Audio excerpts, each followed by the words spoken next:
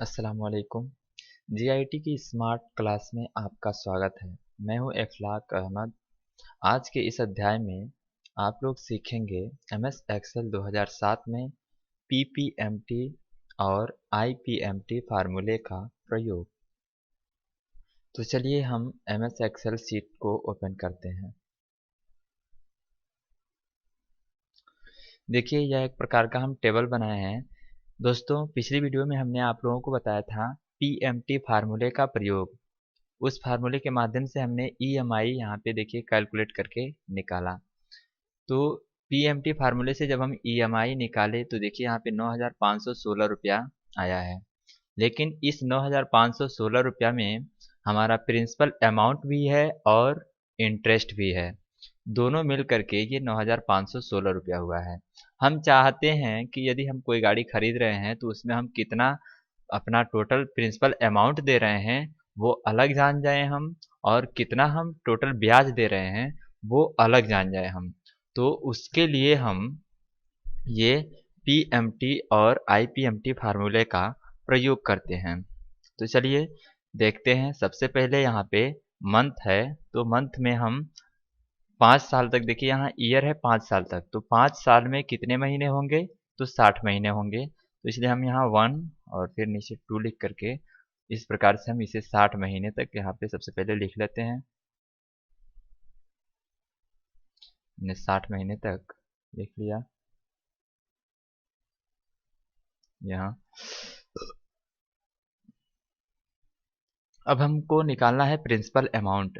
तो principal amount निकालने के लिए फार्मूला होता है इक्वल टू पीपीएमटी। चलिए हम टाइप करते हैं इक्वल टू पीपीएमटी। नीचे सजेशन दिखा रहा है, हमने क्लिक कर दिया। अब यहाँ कह रहा है रेट, तो रेट में हमारा 15% ये इंटरेस्ट रेट है, इसको हम सेलेक्ट करेंगे। अब यह 15% हमको फिक्स है, देना है तो देना है, इसमें कोई छूट नहीं है। तो इसलिए हम इसको फिक्स करने के लिए कीबोर्ड से F4 की प्रेस करेंगे। हमने प्रेस किया।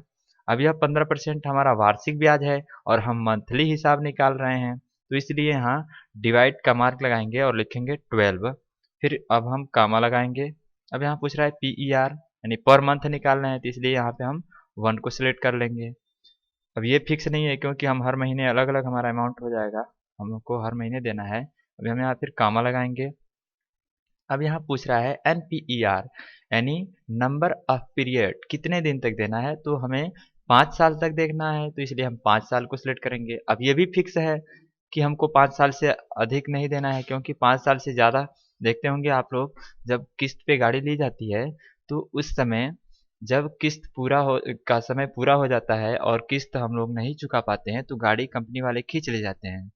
तो इसलिए इसको भी हमें फिक्स करना पड़ेगा। तो हमने F4 की से इसको भी फिक्स किया और यहाँ पे इंटू 12 यानी 5 में हमने 12 से गुणा किया ताकि 60 महीना हो जाएगा। फिर हमने कामा, यहाँ पे पूछ रहा है पीवी यानी प्रेजेंट वैल्यू। प्रेजेंट वैल्यू हमारा 5 लाख रुपए है, हमने इसको सेलेक्ट किया। अब ये भी 5 लाख फिक्स है, इसको भी हम F4 दबाएंगे, फिर माइनस का मार्क लगाएंगे। और ये है 1 लाख डाउन पेमेंट, तो फिक्स है, ये भी हमने डाउन पेमेंट 1 लाख दिया है, इसको सिलेक्ट करेंगे और इसको भी हम फिक्स करेंगे। तो इसको फिक्स करने के लिए फिर हम F4 की दबाए। अब हम ब्रैकेट बंद करेंगे और इंटर प्रेस करेंगे, तो यहाँ पे इतनी अमाउंट निकली। दोस्तों, अभी हमने निकाला प्रिंसिपल अमाउंट पहले महीने का। फिर अब हम पहले महीने का इंटरेस्ट निकालें कि हम पहले महीने कितना इंटरेस्ट दे रहे हैं। उसके लिए फार्मूला होता है इक्वल टू IPMT। यहाँ सजेशन दिखा रहे हैं, हम सेलेक्ट कर लिए डबल क्लिक करके। फिर यहाँ पूछ रहा है रेट, तो रेट हमारा वही है 15%। ये रेट फिक्स है, तो इसलिए हम F4 की प्रेस करेंगे और डिवाइड बाई 12, फिर कामा। यहाँ पूछ रहा है PER में हम 1 मंथ को सिलेक्ट करेंगे, फिर कामा। यहाँ पूछ रहा है NPER यानी नंबर ऑफ पीरियड, तो हमें फिर ईयर को सिलेक्ट करना है यानी 5 साल तक देना है। अब ये ईयर हमको फिक्स करना है, तो हमने F4 दबाया और यहाँ पे हमको इंटू 12 करना है, फिर कामा। और फिर हमसे पूछ रहा है PV यानी प्रेजेंट वैल्यू, तो प्रेजेंट वैल्यू हमारा 5 लाख है, इसको सिलेक्ट कर लिए। अब ये भी हमारा फिक्स होगा, फिक्स कर दिया हमने।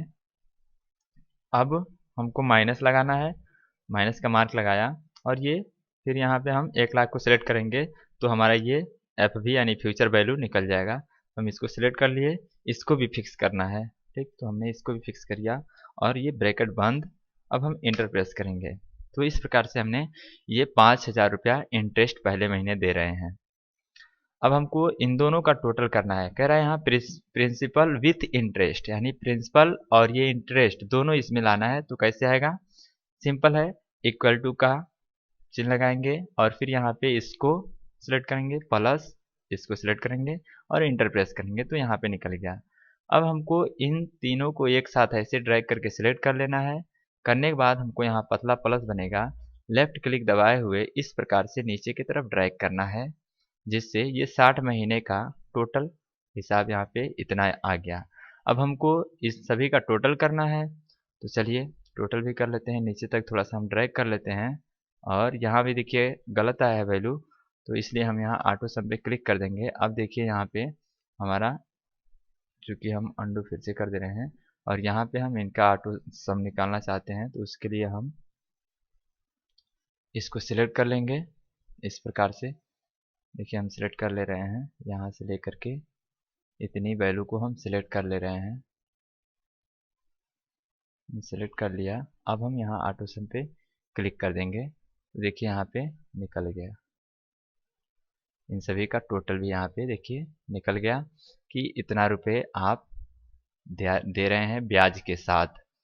टोटल आपका प्रिंसिपल अमाउंट 4 लाख बचा भी था, आप लोग जानते हैं, यहाँ पे दिखा भी रहा है, प्लस 1,70,958 रुपया ब्याज दिया जा रहा है।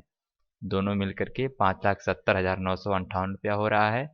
और इसी प्रकार से हम लोग यहाँ पे भी देख सकते हैं, ये वैल्यू और ये वैल्यू यहाँ पे मैच कर रही है। तो दोस्तों आज के इस अध्याय में आप लोगों ने सीखा PPMT और IPMT फार्मूले का प्रयोग। अस्सलाम वालेकुम।